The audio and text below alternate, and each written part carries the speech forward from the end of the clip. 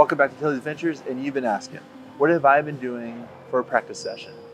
So I can give you a quick little rundown of what I do and a kind of a theory of operation to it.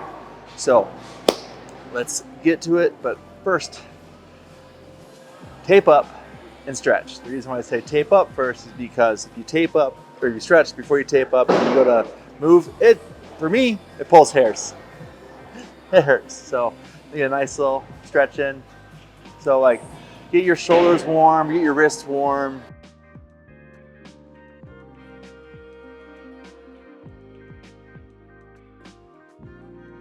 Oh, don't forget your legs. Can't forget the legs.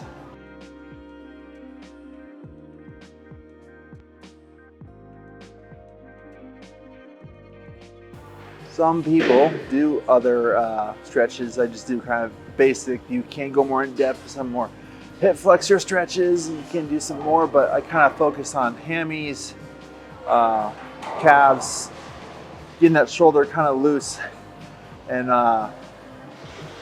also the wrist. Stretching is done. Kind of just get the arm loose. It's kind of like your practice session, like your 10-12 shots before a league. Kind of go into just get your arm kind of loose, maybe a couple ball swings, and then go into a one step.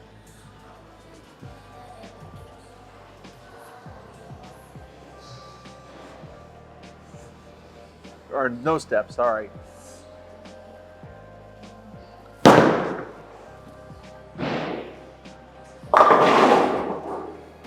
Do a couple of these to get your wrist warm.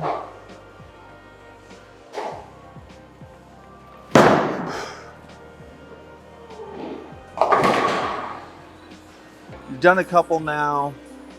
You can kind of start moving into full throws.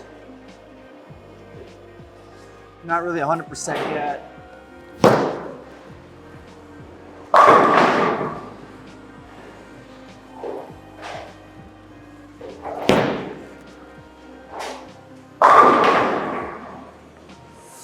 Then our skate lined up. So like if I'm going for the, now I want to go for the third arrow. So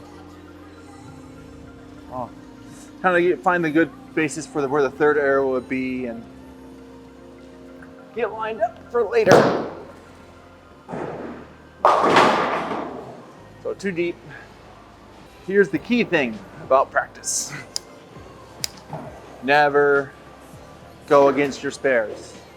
Always practice your spares.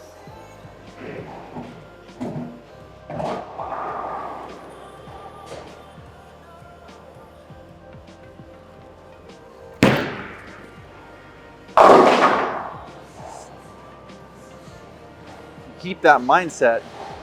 It's going to transpire into your league night tournaments. Let's try that third arrow again.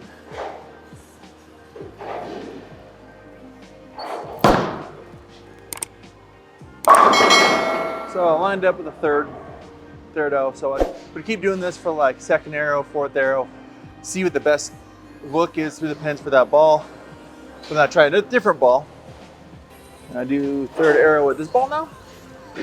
Probably be a little softer.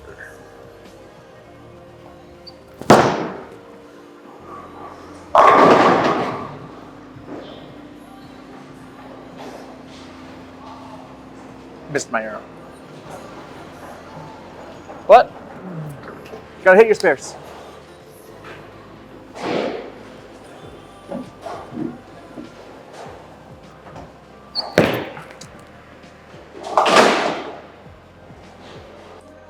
We're getting lined up, so we're kind of having a good idea and basis. I'd go first arrow, second arrow, third arrow, fourth arrow.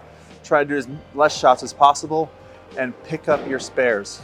If you miss your spare, start back over one arrow back. So if you're on the third arrow and you do a washout and you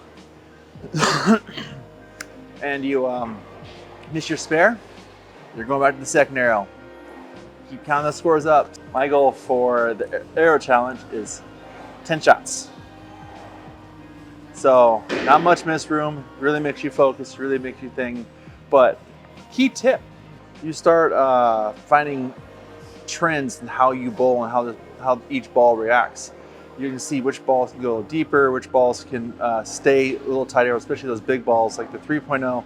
I can stay on the 5 or the 10 board, but I have to do a lot of adjustments, and and now I'm starting to get used to it more proficiently where I can do it whenever I want. So in practice, I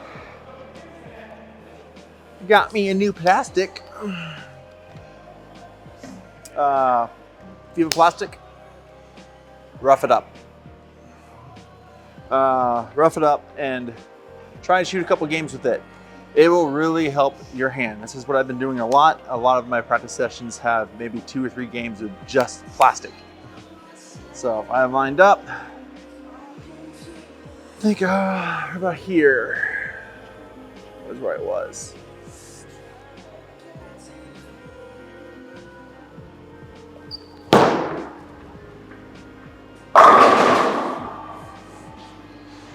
Just keep practicing your plastic, because if you miss at all, that hand, anything, it'd be like a sport pattern where it's not going to turn or it's going to just jump. So if you have any plastic, it doesn't have to be the Black Widow, it can be any plastic with a weight block in it. Find a good line with it, practice with that, and you can really start nailing down those hand movements. And then another game you can play is play a 4-man team game. Try to average 200 across all of them. I try to go for 220 across all of them. I also include a urethane so I know how to battle it. And just take your notes, make your moves, and you'll start seeing some trends, and you'll see what balls can combat the urethane, how the urethane is keeping that carry down the lane, especially on a house pattern. I know no one likes urethane on house, but that's why I do it, just because even here in Japan, a lot of people use it.